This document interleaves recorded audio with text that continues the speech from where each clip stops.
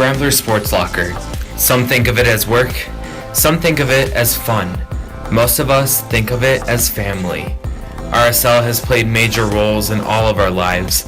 We've come to RSL with interest in sports, or interest in journalism, or maybe we felt forced to come.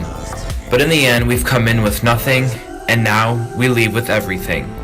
We're leaving the Convergence studio with close bonds, genuine conversations, knowledge, and mutual respect and admiration for each other. This is a thank you for putting in endless amounts of hours and hard work to try to make RSL a fun learning environment that we can pass on to others.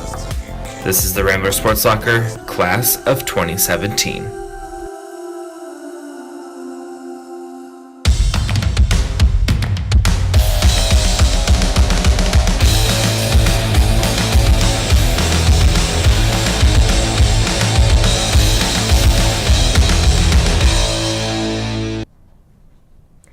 Welcome back to the Rambler Sports Locker final episode of the season. Today's episode will also celebrate the seniors who have worked endlessly on the Rambler Sports Locker over the years. Here's just a taste of some of our seniors' moments here at RSL. Sorry about that. We were just setting the mood for this week's Thanksgiving edition of the Rambler Sports Locker. I'm Nader Issa. Well, Bridget, it's very simple. It has to be the Saints. And you want to know why it has to be the Saints? Why does it have to be the Saints? Because it's the Saints. Welcome, Rambler fans, to another exciting edition of the Rambler Sports Locker. I'm Blake Keller. Who, me? No. I'm working in Chicago for a bit before I go back home to Ohio where it's even colder. You're going to say, oh, sorry, I didn't mean that. Let's hope we don't have another Steve Bartman incident this season. And in true Cubs fan fashion, there's always next year. As a matter of fact, I do. You ready? I'll cheer you on. Like, get it? Cheer. And I'm Nader Issa. You know, like Darth Vader, but with an N? No? All right, let's move on. And with Marky Mark goes the Funky Bunch. A sad day indeed. I know, right? I can't even count the amount of times that I've embarrassed myself, so I definitely feel his pain. I was really nervous, but when you have guys underneath you, you just trust them 100%. From Loyola, and she tried to dress me up in Wichita State gear, and it was... Look no further than Chicago's hottest club. Ted Cruz is a Zodiac killer. As example, we have some new sponsors. Yeah, you know, they didn't really say they would pay me by doing the Sports Locker, so, you know, I had to reach out, and I see you're benefiting from that. So if you're looking for some good, clean RSL fun, look no further. Really? Also, really? And I'm Trisha McCauley. Thanks for stopping by the locker. And don't forget to turn out the lights. While most of the seniors have been in front of the camera throughout the years, we would like to thank the seniors who have helped behind the scenes as well. They have played a pivotal role in the production of RSL, and we owe a lot of appreciation and gratitude towards them. Rambler Sports Locker's main attraction, though, is sports, so our top story is on men's golf. The team wrapped up its season this week at the MVC Men's Golf Championship. The Ramblers hosted the event at the Cog Hill Golf and Country Club. Sophomore Zach Hoskins got off to a great start, ending the first round just 2 over par at 74. Hoskins ended the day in 21st place with the final score on the day of 154, but he couldn't help the Ramblers as they finished the day in last place. The final round of the championship saw the Ramblers quickly falling apart. Hoskins ended up finishing the final round with an 82, dropping him to 35th, the top finish for a Rambler. Overall, the Ramblers remained in 9th place throughout the tournament. Although the women's season ended last week, junior Summer Mosier and senior Logan Willis have been named to the MVC Scholar Athlete team for women's golf. This is Mosier's second appearance on the Scholar Athlete team, and she closed the year with a 79.3 stroke average in 19 rounds of play. Willis saw 22 rounds with an 81.1 stroke average. This is her 3rd time as a Scholar Athlete honoree. The softball team hosted a 3-game series versus Northern Iowa last weekend. The Ramblers lost Game 1 on Saturday, 7-6 in 9 innings when UNI Brittany Codinger hit an RBI single in the top of the 9th to give the Panthers the victory. The second game of the doubleheader also went into extra innings, but this time the Ramblers came out on top. Sophomore Brooke Wilson hit her first career home run to right field to put Loyola on the board and give them the win. The final game of the series was on Sunday, scoreless until the 6th inning when junior Ashley Parenti hit an RBI infield single and the Panthers couldn't get on the board, giving Loyola the victory. On Tuesday, the team traveled to the University of Illinois at Chicago. The Ramblers fell behind and weren't able to catch up. The Ramblers put 2 on the board in the 5th, but UIC added another run in the bottom of the inning due to a Rambler error, securing a 5-2 win for the Flames. Loyola also traveled to Indiana State on Wednesday for a matchup. The Sycamores were on the board in the first inning, but Loyola retaliated when senior Erica Nagel batted in 2 runs in the bottom of the 3rd. Senior Jacqueline Murphy hit an RBI single in the 4th to give the Ramblers a safety net. Indiana State started a comeback in the bottom of the 7th, but Loyola was able to hold them to just 1 run, taking the victory 3-2. Loyola now stands at 8-13 in conference play. Next up, the Ramblers will host Bradley University for a 3-game series this weekend. The track and field team competed in the Musco Twilight in Iowa City this past weekend.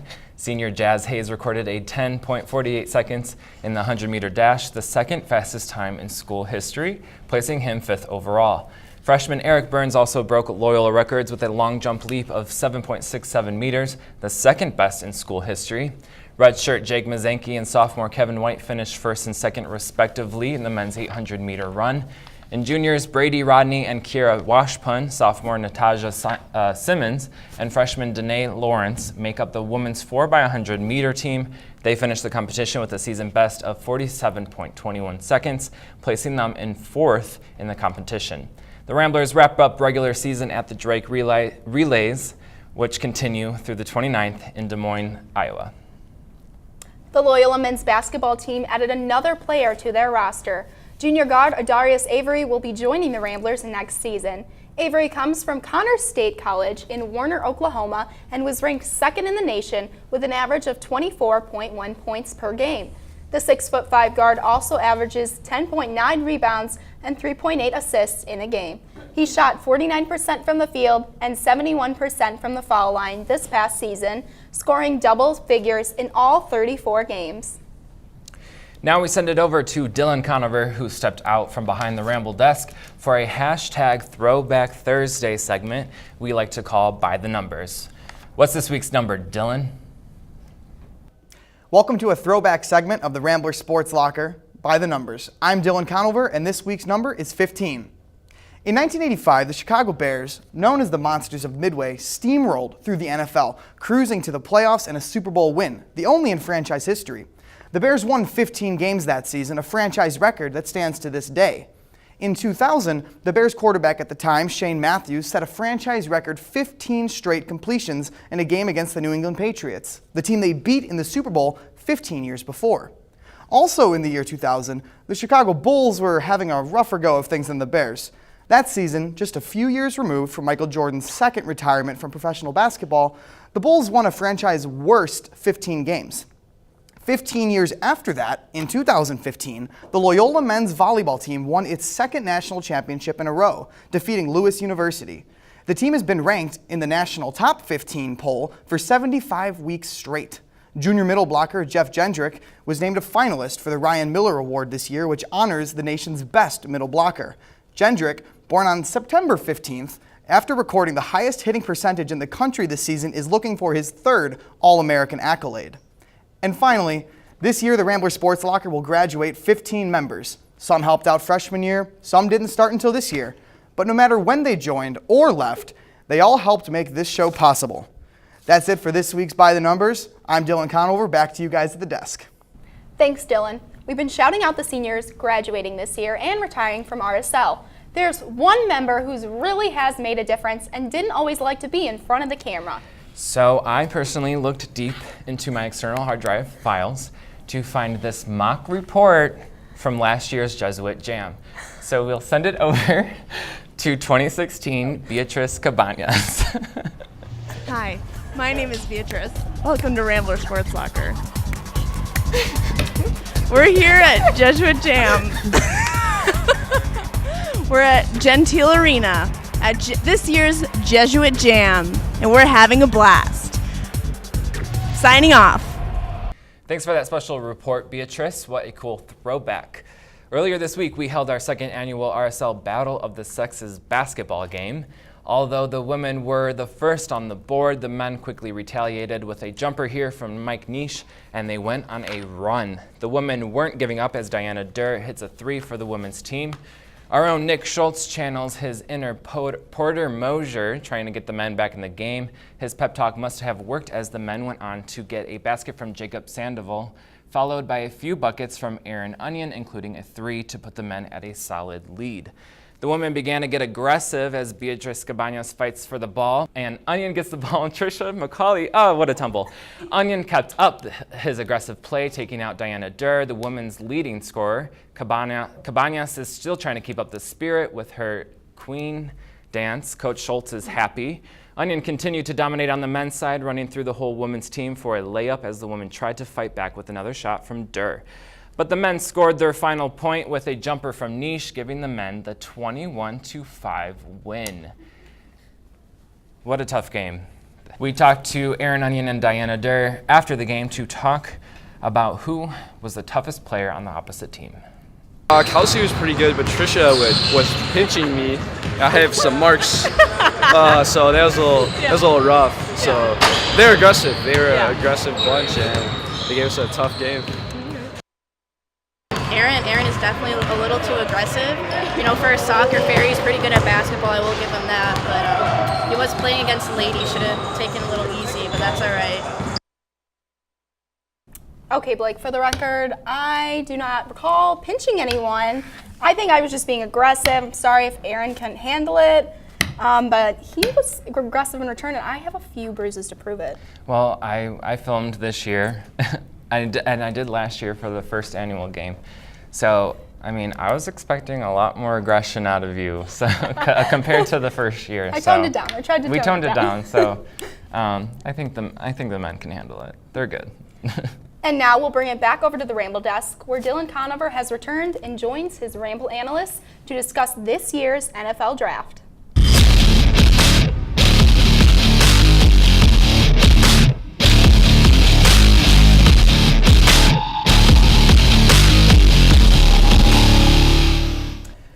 Welcome to this week's Ramble, the final Ramble of the 2016-2017 school year. I'm Dylan Conover. I'm joined by fellow seniors Emily Morgenstern and Mike Niche. Guys, NFL Draft is upon us tonight. My question to you, who's going number 1? Emily, ladies first. No. Sorry. We're not doing that. We're not doing this. What are we doing here? We're not talking NFL tonight. We're doing RSL Fight Club. UFC matchups between our seniors and a couple of our best advisor friends. So who in the senior class, am I allowed to interject plus our advisors, would win? Absolutely, Dylan. You'll be a part of this. Don't you worry. Just let us do our thing. So in the first round, we have the cutest couple on campus at the moment, Nader and Maddie. In our opinions, it goes to Maddie 100%. We don't think that Nader can defend himself against anyone, and especially not Maddie. No. Nope. And then in the other first round, we have our advisors Ralph and Jay Brown. Although it would be a great matchup, we see Jay Brown winning. Ralph seems too soft to put up a fight, really. And then we got the two Bs, Beatrice and Blake. Beatrice, I love you, and you come off like you win in a fight. But I gotta pick my homeboy Blake from Detroit. Detroit first, everybody. You got it. And then finally, I have a problem with this. At the bottom of the bracket, we have Trisha and Dylan right here. I have a problem with Dylan, this. give us your argument on why you might think you beat Trisha. I'm sorry, you lose. You don't get an argument. It's Trisha. So we go into the second round, and this is where we do need your help, because we have Maddie versus Jay Brown, and we have Blake versus Trisha. Two huge matchups. Dylan, what do you think? Well, I'll start with the Blake-Trisha matchup. Off the bat, I do see a very hard fight. In the end, I'm going to have to give it to Trisha, though, because Trisha just happens to be a more scrappy fighter. I have known that from plenty of past pickup basketball games. She does break the rules, does do a little bit of cheating and dirty play, but at the end, a win's a win, which is the only reason I could see her beating me, but in reality, I'm not that frightened, but whatever. Trisha would beat Blake. Now, looking at the other side of the bracket, Maddie versus Jay Brown. That is a hard one because Maddie was probably fresh from her fight with Nader because Nader wouldn't really do anything. it would so she'd be really fresh going into, but I think Jay Brown would use momentum on her side. She just had a pretty contested battle against Ralph, who we all know is fierce. And I'm pretty sure Jay Brown has 4 years worth of frustration to take out on Maddie. So I could see Jay Brown advancing past Maddie. I actually agree with I that. concur. Jay Brown for the win. And then finally, for our championship matchup, we have Trisha versus Jay Brown. Neither one of them had an easy road up to the championship. Dylan, what do you think? I'm actually going to use the same reasoning that I have with Jay Brown over Maddie for Jay Brown versus Trisha. Now, Trisha would probably try her dirty tricks during this championship round that got her here. But we all know that Jay Brown she doesn't play any games. She's down to business. And the way she beat Ralph and the way she beat Maddie is probably the way she'd beat Trisha. Trisha would try to do one little silly poke or one little dirty play. Jay Brown would have none of it. Yeah, Jay Brown's been frustrated with not just Maddie and not just with Trisha, but with all of us for 4 years. I mean, you combine all of that, that's 8, 12, 16. Take however many years of frustration. Jay Brown would win it all. It's got to be Jay Brown then? I think Jay Brown would win the RSL Well, Fight you've heard Club. it here first from Dylan Conover's Ramble. Jay Brown is the champion, and we all pay our respects to her. She is one of our favorites. Back to you guys at the desk. Thanks, Dylan. That was quite an interesting turn of events, but I'm honored to have made it to the final in RSL Fight Club. I mean, I'm a little salty right now because Dylan didn't choose me as a winner, but Sorry, Blake, you fine. beat me in a fight, but I mean, I've never rambled. I've never rambled ever in my RSL career because I just wouldn't ever be good at that, but I know how to fight. you heard it here So first, I don't guys. need to use my words. I'm just kidding. RSL reporter Emily Morgenstern has a special segment for our seniors where she has thoughtfully reflected on all of us here at RSL. All right, Blake, we're starting with you. Blake Robert Keller. One word, diva. All right, Blake, we get it. You want to be the next Lester Holt? Good for you. But before you make Beatrice blot another oil wape on your face, remember all of these episodes get broadcast on YouTube and literally no one cares. Beatrice Cabañas, queen! Are you freaking kidding me? Thank God you're barely on camera because people have no idea what you're saying. You're like a walking tweet that ran out of characters and had to shorten every word. Trisha McCauley, do you hear that? Silence. That's because Trisha's mic is muted. Thank God. Dylan Conover. Last year when we anchored together, we were the dream team. But then you became the host of the Ramble and everyone hated you. First of all, no one cares about the NFL that much to have it as 50% of the Ramble topics.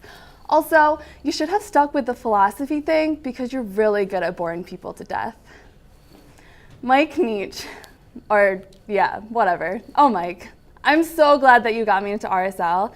You were once that annoying guy in all my classes, and now you're the annoying guy in my extracurriculars. Also, I'm so glad you finally learned not to slick back your hair while on camera. I was getting worried you joined the Mafia. But then again, the Mafia definitely wouldn't accept a kid from Connecticut. Madeline Kenny, you're the most professional reporter I know. That's all I really have to say. Keep up the good work. Nader Issa, sound familiar? Didn't think so. That's because he shows up to RSL and never actually helps out.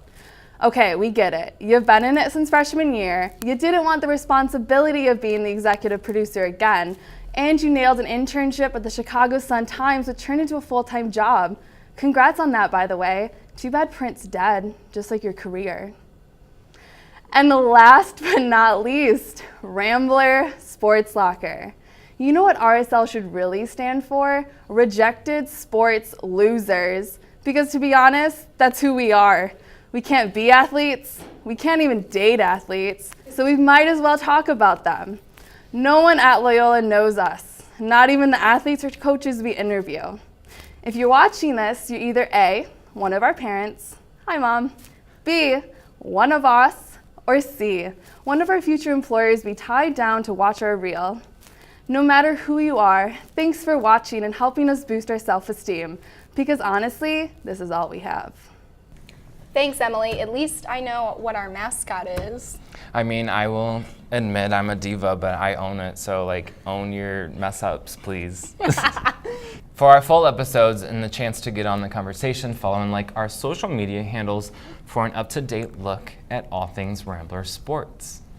Thanks for joining us tonight for our last episode of the semester.